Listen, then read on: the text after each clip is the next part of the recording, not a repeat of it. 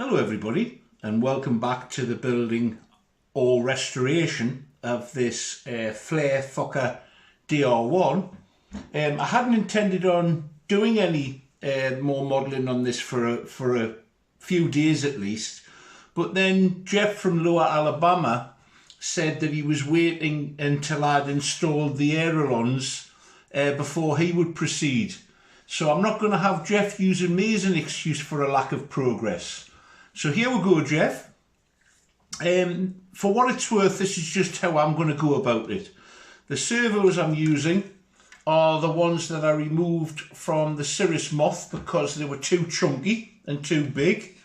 They're MG996R.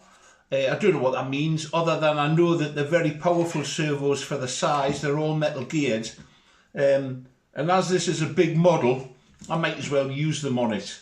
I've got some ordered for operating the rudder and the elevator, which is perhaps more important, because I think that in the case of the ailerons, from what I've read, as is the case with most biplanes, it seems it's also the case with triplanes, the ailerons are very ineffective.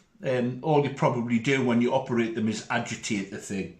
But nevertheless, this is a use for them, and they'll fit into a big model like this more appropriately than they would have done with the Cirrus Moth.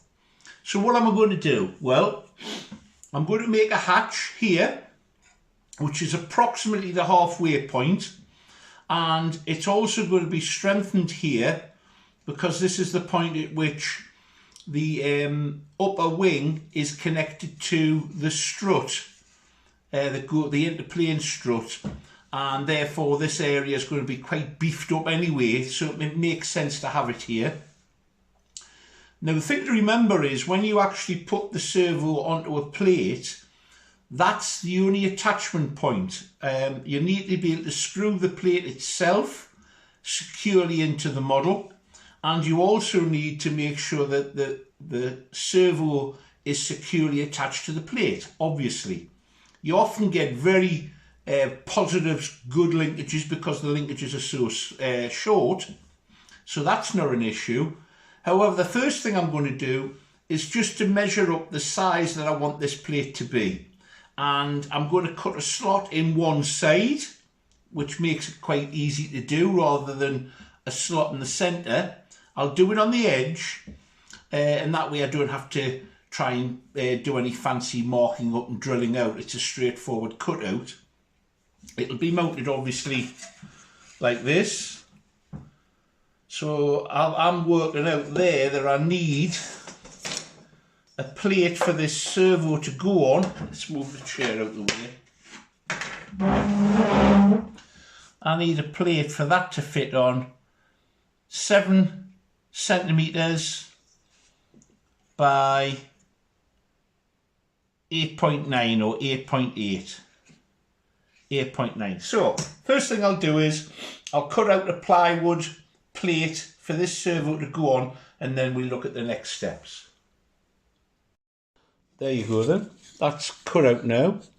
I've measured it up and fettled it and done a few little tweaks on it. You can't assume that these are going to be absolutely square, and you can't assume this one's going to be identical to the one on the other side.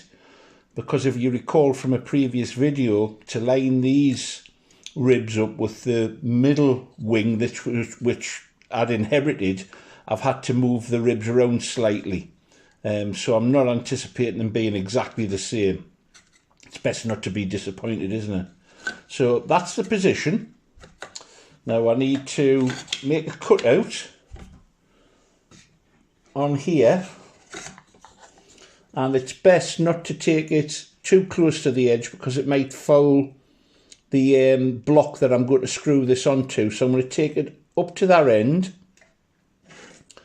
mark on the central position, the position of the servo approximately. So that's the centre position. So I think if I take a cutout there to there, I'll make it the same both sides, why not? If I take out that amount, both sides, cut that out, and then we'll flip it over and actually start mounting the servo itself. Little cutout made now. I went with 1/2 inch either side of centre. I'm just going to approximately mark. Actually, what I'll do is I'll get the other servo.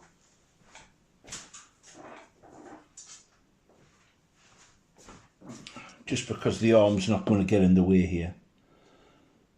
So we'll get the servo, and I'm going to mark on the position where the lugs are.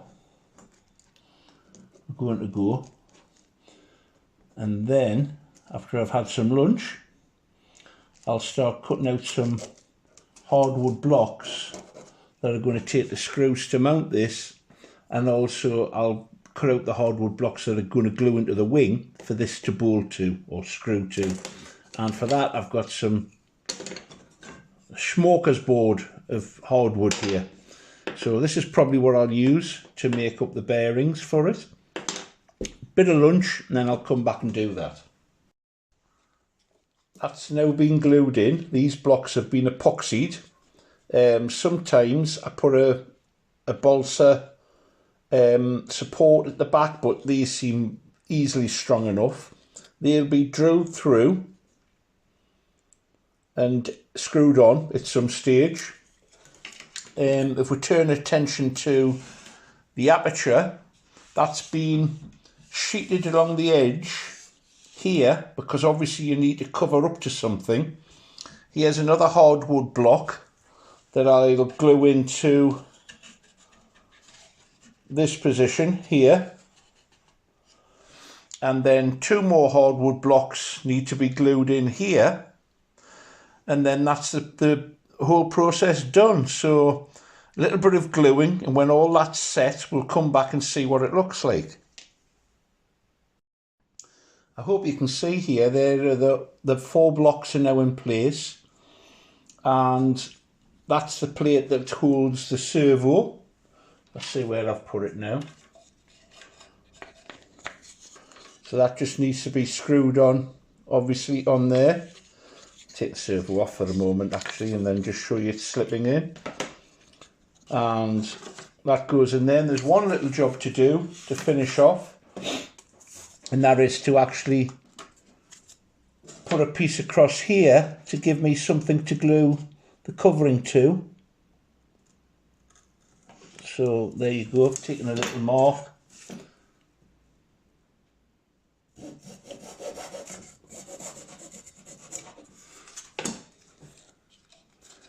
Try it in place.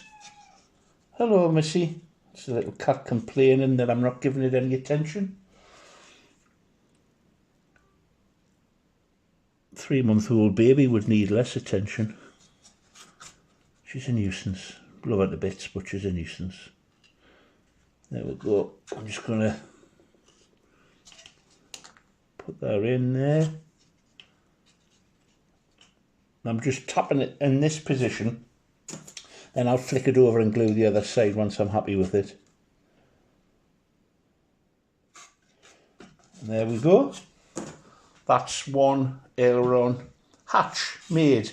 Just drill those through, spotting straight through to the hardwood blocks underneath, and I can put a couple of 4 screws in, and that'll hold it all secure. Hope you've enjoyed that. If you have, give it a thumbs up. And there's no excuses now, Jeff. I want to see you getting on with that clip-winged cub of yours. It's been long enough now. Take care. Bye.